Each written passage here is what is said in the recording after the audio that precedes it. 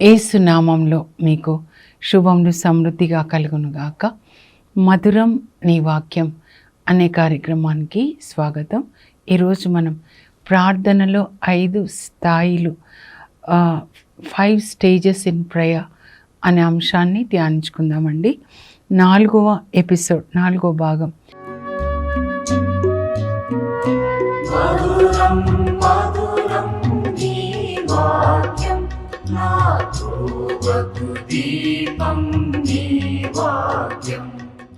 ఈరోజు చివరి స్థాయి, హయ్యెస్ట్ స్టేజ్ అన్నమాట. ఎల్కేజీ నుంచి, స్కూల్ నుంచి, డిగ్రీ నుంచి, పీజీ లాస్ట్ లెవెల్ అన్నమాట.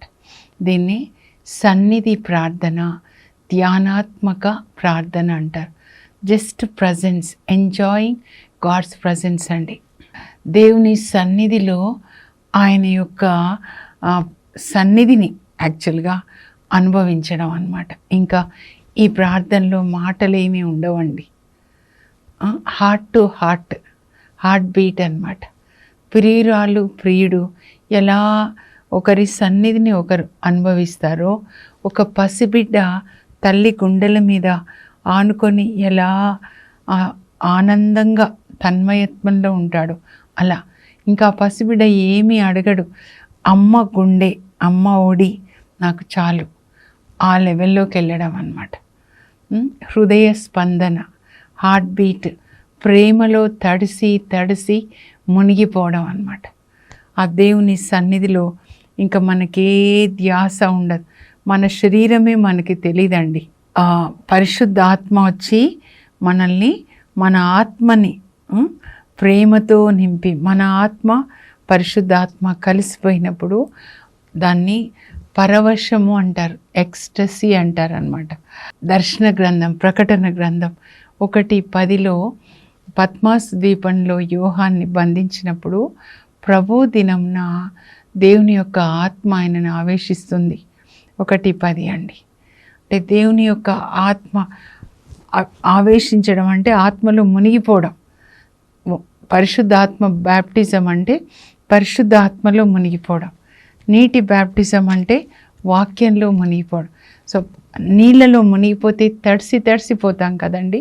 అలా పరిశుద్ధాత్మలో తడిసి ప్రేమలో తడిసిపోవడం అన్నమాట.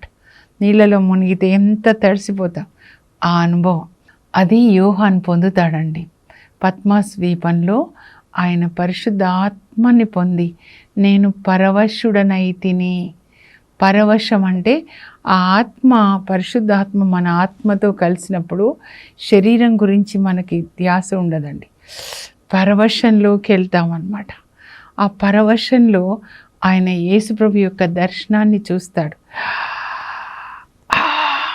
అలా ఆయన ముందు అలా సాగిలపడతాడు దర్శనంలో. ఎలా ఉన్నారంటే యేసుప్రభు అంటే, అగ్ని జ్వాలల వంటి కన్నులు కలవాడ, అపరంజని పోలిన పాదములు కలిగినవాడు, 7 నక్షత్రములను చేత పట్టుకొని 7 దీపస్తంభముల మధ్య సంచరించువాడు. ఆ యేసుప్రభు యొక్క దర్శనాన్ని, క్రీస్తు పునరుత్థానుడైన క్రీస్తు దర్శనాన్ని గురించి రాస్తాడండి. ఇది పరవశాన్ని, దేవుని యొక్క ఆత్మ మన ఆత్మతో కలిసినప్పుడు, మనం తడిసిపోయినప్పుడు ఆయన ప్రేమలో మనకి శరీరం తెలీదు. ఆ స్థితిని సన్నిధి ప్రార్థన. ఇక్కడ మాటలు ఉండవు, ఇంకా హృదయ స్పందన. Catherine of Siena, Saint Catherine of Siena ఆమె ఒకసారి రాస్తారండి తన అనుభవం. ఒక చర్చ్లో ప్రార్థన చేసుకుంటా ఉన్నారు. అప్పుడు దేవుని యొక్క ఆత్మ ఆమెను ఆవేశిస్తుంది అన్నమాట. అప్పుడు ఆమె పరవశంలోకి వెళ్ళిపోతారు, ఎక్స్టసీ అంటారు. అప్పుడు ఆ పరవశంలో ఆమె ఏం చూస్తారంటే, యేసు ప్రభు మరియ తల్లి ఇద్దరు వస్తారు. మరియ తల్లి ఆమె చేతిని ఇలా పట్టుకుంటే, యేసు ప్రభు ఆమె చేతికి ఉంగరాన్ని పెట్టి, నేను నీతో వివాహ బంధం చేసుకొనగా నీవు నా దానవైతివి అని యేసు ప్రభు చెప్తారనమాట. ఆ ఉంగరం ఆమెకి ఎప్పుడు కనబడుతుందంటండి. అప్పటి నుంచి ఏం చెప్తే అది, యేసు ప్రభు ఏం చెప్తే అది. అప్పటి వరకు ఆమె వేళలా దేవుని సన్నిధిలో విజ్ఞాపన చేస్తూ ఉండేది. తర్వాత అక్కడ ప్లేగ్ వస్తుందన్నమాట. సో వెళ్ళి వాళ్ళకి ఆ పేషెంట్స్కి సేవ చేయమంటే చేస్తారు, సువార్త బోధించమంటే బోధిస్తారు. పాపు గారు అప్పుడు ఆమె టైంలో ఫ్రాన్స్లో ఉండేవాళ్ళంట, రోమ్లో కాకుండా. నువ్వు వెళ్ళి మాట్లాడమ్మా, క్రీస్తు రాయబారిగా వెళ్ళి మాట్లాడి పాపు గారు ఉండవలసింది రోమ్లో, ఇక్కడ కాదు అని చెప్పు అంటే ప్రార్థన చేసి దేవుని యొక్క నడిపింపు ప్రకారం పాపుగారితో మాట్లాడి ఆ పాపుగారి రెసిడెన్స్ ఫ్రాన్స్ నుంచి రోమ్కి తరలిస్తారనమాట. అంత పరవశం అది. ఆ స్థితిలోకి వెళ్ళినప్పుడు మనకి ఇంకా ఆనందం తప్ప ఇంకేమీ ఉండదండి. స్టీఫెన్ ప్రసంగిస్తున్నప్పుడు అప్పుడు ఒక స్టేజ్లో స్టీఫెన్ ప్రసంగం అయిపోతుంది. అపోస్తల కార్యాలు 7:26లో ఆ పరిశుద్ధాత్మ ఆయనను ఆవేశిస్తారు. అప్పటికే ఆయన పరిశుద్ధాత్మతో ఉంటాడనమాట. ఇంకా పొంగి పొరలి అంతగా తడిసి మన ఆత్మ అంతా పరిశుద్ధాత్మతో తడిసిపోతుంది, నింపబడి. అప్పుడు ఆయన తన్మయత్వంలో ఏం చూస్తాడంటే, అదిగో పరలోకం తెరవబడినట్లు నాకు కనబడుతుంది, తండ్రి కుడి ప్రక్కన యేసుప్రభు నిలువబడి చేతులు చాచి రా నాన్న అని పిలుస్తున్నారనమాట. అని చెప్పినప్పుడు వీళ్ళు ఆయనని రాళ్లతో కొడతారండి. కానీ ఆయన ప్రాణం పోయేటప్పుడు, తండ్రి నా ఆత్మని నువ్వు స్వీకరించు అని వీళ్ళ మీద ఈ పాపం మోపకని ఆయన యేసు ప్రభుకి సాక్షిగా ఆయన ముందుగా వేద సాక్షి మరణాన్ని పొందుతాడనమాట. తన్మయత్వం గురించి నేను మీతో చెప్తున్నానండి. మన ఆత్మ పరిశుద్ధ ఆత్మతో పూర్తిగా, కొంచెం ఫస్ట్ కొద్దిగా అనుకోండి, కొద్దిగా విజ్ఞాపన చేస్తాం. ఎజెకియెల్ 47లో దేవాలయం నుంచి ఒక నది పారుతూ ఉంది, పరిశుద్ధాత్మ. ముందు పాదాల వరకు కొద్దిగా విజ్ఞాపన, మోకాళ్ళ వరకు ఇంకా కొద్దిగా, తర్వాత ఆత్మీయ యుద్ధం, తర్వాత ప్రవచనాలు, ఫుల్గా ఇంకా మునిగిపోయినప్పుడు ఈ లెవెల్లోకి వస్తామన్నమాట. ఇది ఇంకా ఇద్దరి మధ్య ప్రేమ అండి, ఇంకేం ఉండదు. అడగడము, మాటలు, ఈ లిస్ట్ ఏమీ ఉండదు అన్నమాట. హృదయ స్పందన పరమగీతాల ద్వారా నేను మీకు చెప్తా అండి, మీకు అర్థమవుతుంది. అక్కడ ఏంటంటే పరమగీతాలు ఒక ప్రియునికి ప్రియురాలికి మధ్య జరిగిన ప్రేమ సంభాషణ 6 గీతములుగా లిఖిస్తాడనమాట సులోమోను రాజు అయిన తర్వాత ఆయన యెరూషలేంలో ఉంటాడు కదండి, క్యాపిటల్. షూనేం అనే చోట ఆయనకు ఒక ద్రాక్ష తోట ఉంటుంది. ఆ ద్రాక్ష తోటను చూడడానికి వెళ్ళినప్పుడు ద్రాక్ష తోట ప్రక్కన గడ్డి మైదానంలో ఒక అమ్మాయి గొర్రెలు కాచుకుంటూ ఉంటుంది, గొర్రెలు కాచుకునే అమ్మాయి. ఆ అమ్మాయిని చూస్తాడు సొలొమోను, ఆ అమ్మాయి కూడా చూస్తుంది. తొలి ప్రేమలోనే వాళ్ళు ఇద్దరు తొలి చూపులోనే ప్రేమలో పడిపోతారండి. ఎంత గాఢంగా అంటే ఇంకా సొలొమోన్ అంటే మీరు అర్థం చేసుకోవాలి, ఎంత గాఢంగా ప్రేమిస్తారు, ఒకరొకరు ప్రేమించుకుంటారంటే. ప్రియురాలు అంటుంది ప్రియునితో, నా హృదయేశ్వర, నా ప్రాణేశ్వర, నన్ను నీ పెదవులతో ముద్దు పెట్టుకో, నన్ను నీ నివాస స్థానంకు కొనిపో, నీతో ఉండుట ఎంతో మేలు. యేసు ప్రభు ముద్దు పెట్టుకోవాలి ఆయన వాక్యం. ఇంకా తర్వాత ఇద్దరి మధ్యలో సంభాషణ అన్నమాట. పచ్చని గడ్డి మన పడక అని, నా ప్రియుడు సొగసైన వాడు, 10,000 మందిలో గుర్తించదగినవాడు, అతి సుందరుడు. వాళ్ళిద్దరి మధ్యలో సంభాషణ చూడండి. ఇంకా నేను షారోనున పూచిన గులాబీ, కొండ కోనలో వికసించిన లిల్లీ పుష్పం.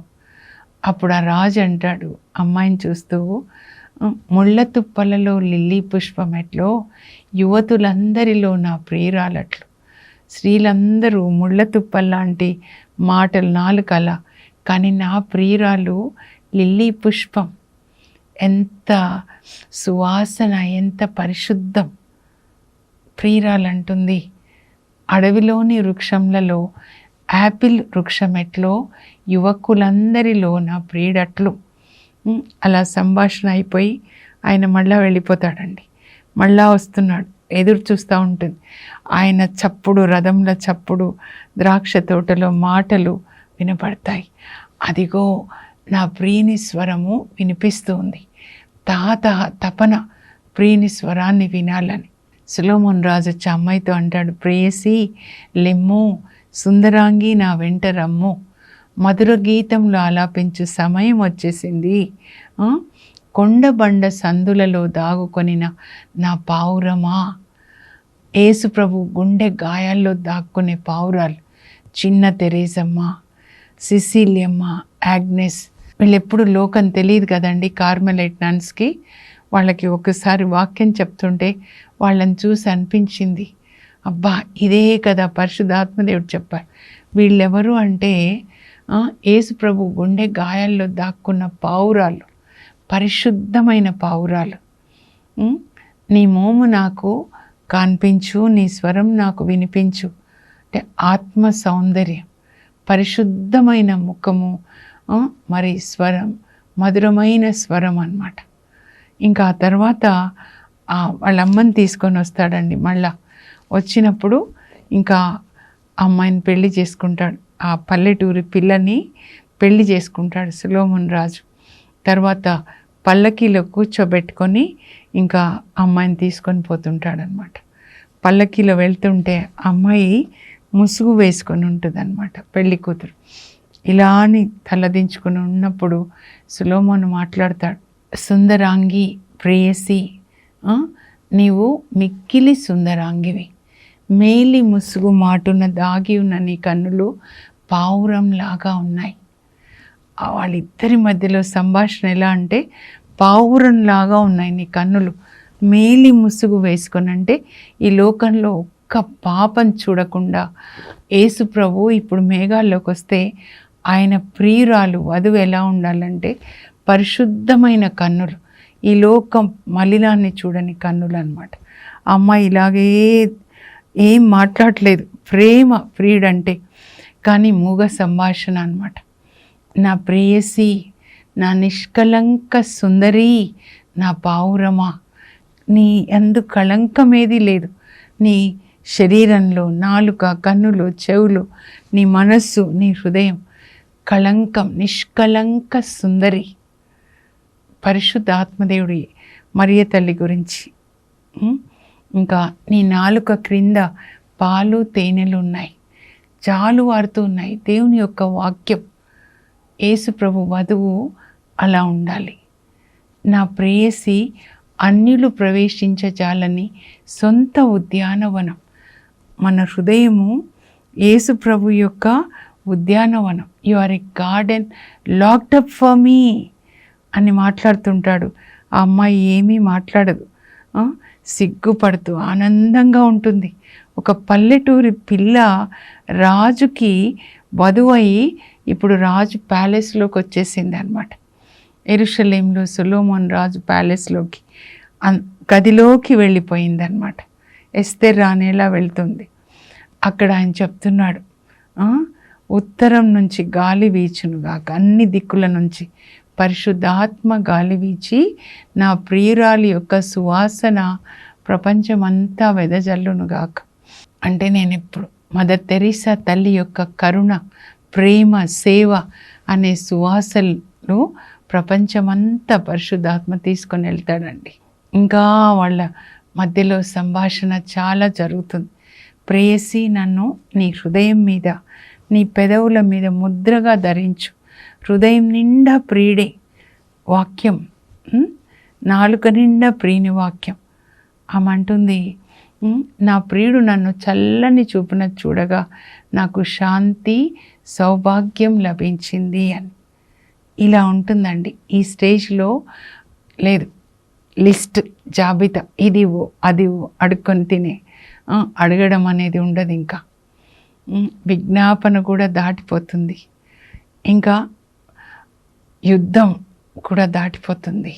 ఇంకా ప్రవచనం కూడా దాటి ఇంకా పీక్ స్టేజ్ అన్నమాట. సెయింట్ ఫ్రాన్సిస్ ఆఫ్ అసిసి వాళ్ళందరూ కూడా, సెయింట్ ఇగ్నీషియస్ లోయోలా, ధ్యానాత్మకమైన ప్రార్థన అంటే ఇలా ధ్యానంలో ఉంటారు. పరిశుద్ధాత్మలో వాళ్ళ ఆత్మ మునిగి ఆ ధ్యానంలోనే ఈ సంభాషణ అండి, పెదవులతో కాదు, ధ్యానంలో సంభాషణ. Saint Francis of Assisi September 14th సిలువ పండుగ, feast of exaltation of cross. అసిసిలో గుహలో ప్రార్థన చేసుకుంటూ ఉంటారు ఒక సిలువ పెట్టుకొని. ఈ లెవెల్కి వచ్చిన వాళ్ళు మనుషులతో ఉండడానికి ఇష్టపడరండి, ఎప్పుడు ఒంటరిగా దేవుని సన్నిధిలో ఉండాలని. అందుకే వీళ్ళు అలా అడవుల్లో ఉంటున్నారనమాట, దేవునితో ఉండాలని. కొంతమంది అయితే ఒకరే ఒంటరిగా, వన చిన్నప్ప గారు ఒక గుహలో అన్నమాట, అంత దేవుని సన్నిధిలో ఉంటారు. అలా ఆయన 3 రోజులండి. సెయింట్ ఫ్రాన్సిస్ ఆఫ్ అసిసి గారు సెప్టెంబర్ 14th గుహలోకి వెళ్ళి ఇంకా పరిశుద్ధ ఆత్మ ఆయనను ముంచేస్తుంది. 3 రోజులు, 14, 15, 16, 17, 4 రోజులు అన్నమాట. అలా ఉంటారు. అప్పుడు ఆ సిలువలో వేలాడుతున్న యేసు ప్రభు, ఆ సిలువ యాక్చువల్గా జీవంతో యేసు ప్రభు వస్తారండి, సెరాఫ్ 6 రెక్కలతో. అప్పుడు వాళ్ళిద్దరి మధ్యలో సంభాషణ ఆత్మలోనే అన్నమాట. యేసు, నీవు సిలువలో వేలాడుతున్నప్పుడు ఎంత బాధ అనుభవించావో, ఆ బాధలో నేను ఐక్యం కావాలి, communion, I want to have communion with your sufferings. ఇది అండి బ్యాప్టిజం ఆఫ్ సఫరింగ్స్. నీళ్ళలో మునగడం అంటే ఆ నీళ్ళు కాదు, కమ్యూనన్ అంటే ఆయన యొక్క శ్రమల్లో మనం ఐక్యం కావడం. అప్పుడు అలా అని అడుగుతూ ఉంటే యేసు ప్రభు సిలువలో నుంచి రేస్ అండి ఇలా వచ్చి ఫ్రాన్సిస్ ఆఫ్ అసిసి చేతుల్లోకి వెళ్ళిపోతాయి, లోపలికి రేస్ లాగా వస్తాయి, కానీ అలా వెళ్ళిపోతాయి అన్నమాట.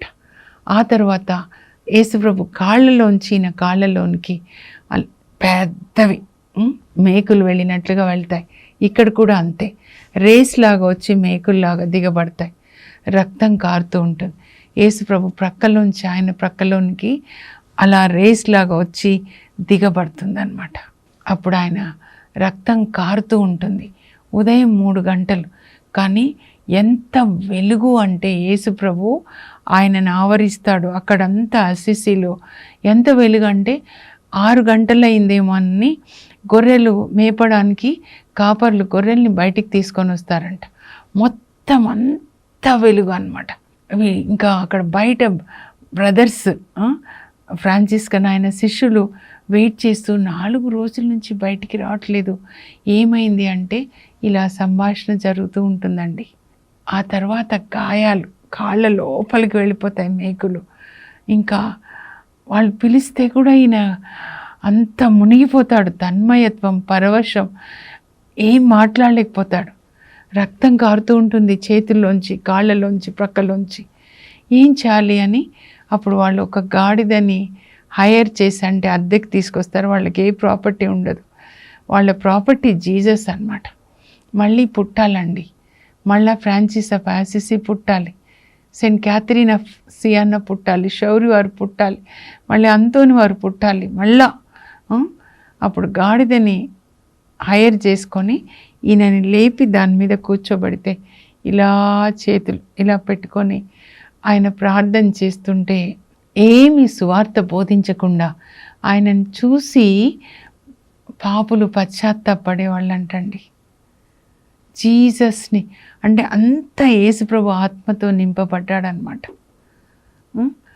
ఆయన ఆయన 13వ శతాబ్దం కదా, ఆయన శిష్యుడు అంతోని వారు యాక్చువల్గా ప్రపంచాన్ని ఇప్పటి వరకు కూడా మారుస్తూ ఉన్నాడండి. ఈ స్థాయికి వచ్చినప్పుడు మనం నాకు ఏ వస్తువులు వద్దు ప్రభా, నువ్వు నాకు కావాలి, నాకు నువ్వే కావాలి, నీ వస్తువులు కాదు. ఇంత మార్పు ఎలా వస్తుందంటే మన సొంత శక్తితో కాదండి, పరిశుద్ధ ఆత్మలో మన ఆత్మ, మన మనస్సు నానిపోతుందన్నమాట. ఆలివ్ ఆయిల్లో నానబెట్టినప్పుడు ఒక వస్తువు ఆ స్వభావాన్ని పొందుతుందన్నమాట. పూలలో దారము మరి పూల యొక్క వాసనను పొందినట్లుగా నాని తడిసి ఎజికేల్ 47లో తడిసిపోయినట్లుగా ఆ పరిశుద్ధాత్మ మన ఆత్మని తడిపినప్పుడు, దీన్నే పరిశుద్ధాత్మ బ్యాప్టిజం, మునిగి మునిగి తడిసిపోవడం అన్నమాట. అప్పుడు మన స్వభావం ఇంకా మనకు ఉండదు. అందుకే పౌలు అంటాడు, ఇక జీవించినది నేను కాదు, క్రీస్తే నా యందు జీవిస్తున్నాడు. నూతన వ్యక్తిగా మనల్ని మారుస్తాడు. ఎవరైనా క్రీస్తు నందున్న ఎడల అతడు నూతన సృష్టి. నూతనంగా మన ప్రయత్నం వల్ల కాదండి. మనం ప్రార్థన చేయొచ్చు, నా కొడుకుని మార్చండి, భర్తని మార్చండి, కానీ ఆ మార్చేది మాత్రం పరిశుద్ధ ఆత్మదేవుడు. ఆయనలో మునిగిపోవాలన్నమాట. వాక్యం 24 గంటలు మనం చదువుతూ ధ్యానిస్తూ, అప్పుడు పరిశుద్ధ ఆత్మ గుడ్లున్న చోట ఎట్లా కొడి కూర్చుంటుందో మనల్ని ఆవరించి ఆవేశించి మరియ తల్లి మీద పరిశుద్ధాత్మ మహోన్నతిని శక్తి తల్లిని కమ్ముకుంటుంది. అప్పుడు ఆమె దివ్య రూపధారణ పొందుతారు. యేసు ప్రభు ఆమె గర్భంలో రూపుదిద్దబడతాడు పరిశుద్ధాత్మ చేత. మనకు కూడా అది జరుగుతుంది అన్నమాట. అలాంటి స్థితిలోకి వెళ్ళిపోవాలండి. అప్పుడు వాళ్ళు ఏకాంతంగా దేవుని సన్నిధిలో గడుపుతారు. యేసు ప్రభు కూడా ఏకాంతంగా లూకా 5:16 ఏకాంతముగా ఆయన ఒక నిర్జన ప్రదేశానికి వెళ్ళి దేవునితో గడుపుతూ ఉన్నాడు. ఎంత 5,000 మందికి ఆహారం ఇచ్చినా, ఎన్ని చేసినా మళ్ళా దేవునికి ఒక టైం ఇచ్చేవాడు. మనం కూడా అలా దేవుని సన్నిధిలో ఒంటరిగా గడపాలండి. ఇగ్నీషియస్ ఆఫ్ లయోలా గారు దీన్ని ధ్యానం అంటారు, మెడిటేషన్ అన్నమాట. స్పిరిచువల్ ఎక్సర్సైజెస్లో దేవుని యొక్క ప్రేమని జ్ఞాపకం చేసుకోవడం. నా ప్రియుడు నావాడు, నేను అతని దానను, నేను దేవుని చేతిలో తేజవంతమైన కిరీటంగా ఉంటాను, నన్ను సృజించిన యేసు నాకు భర్త, నా కొరకు నువ్వు సిలువలో మరణించావు, నీ నీతి వస్త్రాన్ని నాకు ఇచ్చావు, నా కోసం పరలోకంలో ప్రార్థిస్తున్నావు, ఇల్లు కట్టి నువ్వు మళ్ళా వచ్చి తీసుకెళ్తావు, నాకు పరిశుద్ధాత్మని ఇచ్చావు, నా చెయ్యి పట్టుకొని నన్ను నడిపిస్తావు, నేను నడవలేనప్పుడు నన్ను ఎత్తుకుంటావు, నీ గుండెల మీద పెట్టుకొని నన్ను నడిపిస్తావు. ఇదంతా ధ్యానంలో జరిగే సంభాషణ అండి. దీన్ని మెడిటేషన్ అంటారనమాట. వాక్యం మన నిండా ఉన్నప్పుడు పరిశుద్ధాత్మ వాక్యాన్ని మనం మళ్ళా ధ్యానించుకునేటట్లు. ఎద్దులు తింటాయి కదండి, పశువులు తిన్న తర్వాత మళ్ళీ ఇక్కడి నుంచి ఇక్కడికి తెచ్చుకొని మళ్ళీ తింటూ ఉంటాయి, నెమరు వేయట అంటారు చూడండి, అలా అన్నమాట.